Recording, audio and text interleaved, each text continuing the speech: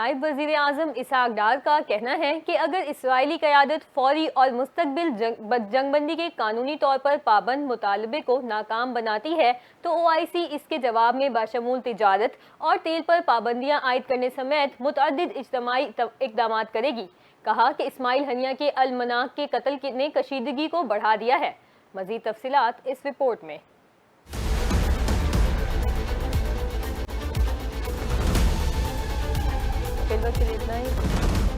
مسلم امہ کے بڑوں کی بڑی بیٹھک میں بڑے فیصلے۔ نائب وزیر اعظم اور وزیر خارجہ اسحاق ڈار نے کہا کہ مقبوضہ فلسطینی علاقے کے عوام کے خلاف اسرائیل کی جاری جنگ کھل کر پورے خطے کو اپنی لپیٹ میں لے رہی ہے۔ تہران میں حماس کے رہنما اسماعیل ہنیہ کے المناک قتل نے کشیدگی کو بڑھا دیا ہے۔ اس گھناؤنے فعل کی مذمت کے لیے الفاظ کافی نہیں۔ Israel's ongoing war against the people of the occupied Palestinian territory is manifestly engulfing the whole region.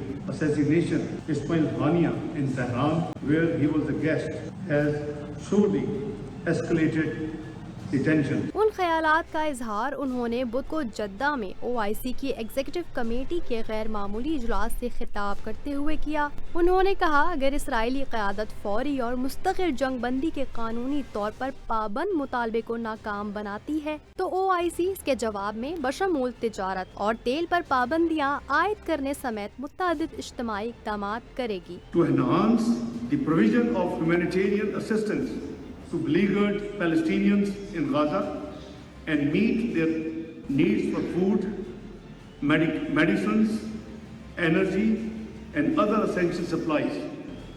The control of Rafah crossing should be handed back to Egypt. All other access points of supply to Gaza. انہوں نے کہا کہ کوئی غلطی نہ کریں، اگر آج یہ ایران ہے تو کل یہ ایک اور OIC ملک ہو سکتا ہے جو اسی طرح کی بین الاقوامی دہشت گردی یا اپنی خود مختاری اور علاقائی سالمیت کی خلاف ورزی کا سامنا کر سکتا ہے۔ ان کا مزید کہنا تھا کہ ہم ایران اور فلسطینی عوام کے اسرائیل کے اشتعال انگیز اور بین الاقوامی قوانین کی کھلی خلاف ورزی کا جواب دینے اور بدلہ لینے کے عزم کو پوری طرح سمجھتے ہیں اور اس طرح کی سنگین کارروائی کا بدلہ لیا جانا چاہیے۔ نائب وزیر اعظم نے کہا کہ مقبوضہ علاقے کی سڑکیں فلسطینیوں کے خون سے سرخ ہو چکی ہیں۔ اسرائیل اپنے مذموم ایجنڈے اور اپنی قاتلانہ مہم کو روکے بغیر جاری رکھے ہوئے ہے۔ بھوک کو غزہ میں جنگ کے ایک ہتھیار کے طور پر استعمال کرتے ہوئے اسرائیل انسانیت اور بین الاقوامی قوانین کا مذاق اڑا رہا ہے۔